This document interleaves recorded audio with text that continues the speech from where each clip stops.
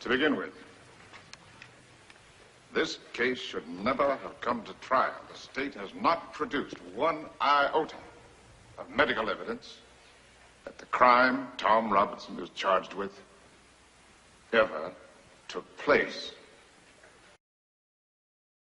Now, there is circumstantial evidence to indicate that Mayella Ewell was beaten savagely by someone who led almost exclusively with his left.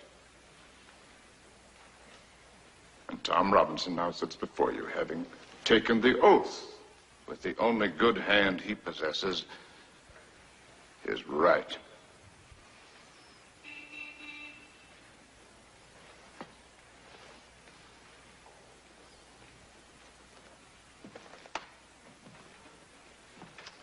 I have nothing but pity in my heart for the chief witness for the state. She is the victim of cruel poverty and ignorance. But my pity does not extend so far as to her putting a man's life at stake, which she has done in an effort to get rid of her own guilt. Now, I say guilt, gentlemen, because it was guilt that motivated her. She's committed no crime. She has merely broken a rigid and time-honored code of our society. A code so severe that whoever breaks it is hounded from our midst, is unfit to live with. She must destroy the evidence of her offense. But what was the evidence of her offense? Tom Robinson, a human being. She must put Tom Robinson away from her. Tom Robinson was to her a daily reminder of what she did. Now, what did she do? She tempted a Negro. She was white, and she tempted a Negro. She did something that in our society is unspeakable. She kissed a black man, not an old uncle,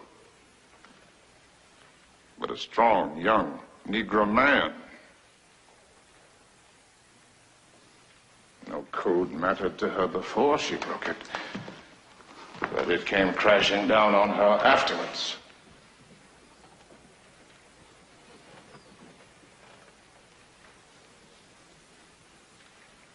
The witnesses for the state, with the exception of the sheriff of Macon County, have presented themselves to you gentlemen, to this court,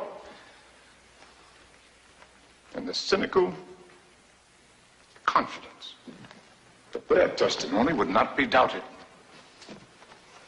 Confident that you gentlemen would go along with them on the assumption,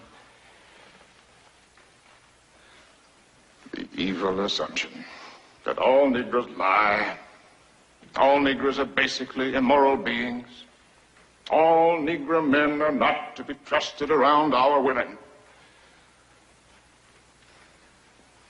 An assumption that one associates with minds of their caliber, and which is in itself, gentlemen, a lie, which I do not need to point out to you.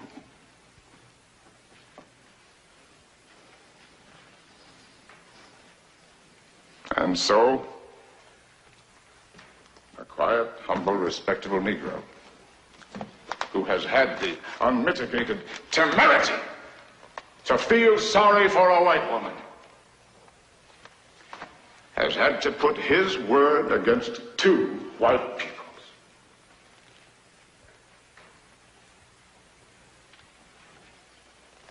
The defendant is not guilty, but somebody in this courtroom is. Now, gentlemen, in this country, our courts are the great levelers. In our courts, all men are created equal. I'm no idealist to believe firmly in the integrity of our courts and of our jury system. That's no ideal to me. That is a living, working reality.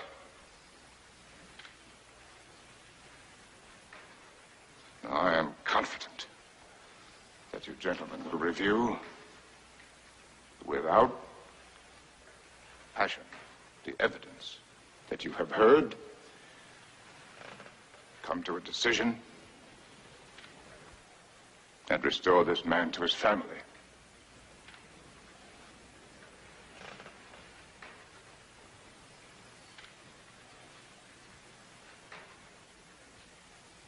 In the name of God, do your duty.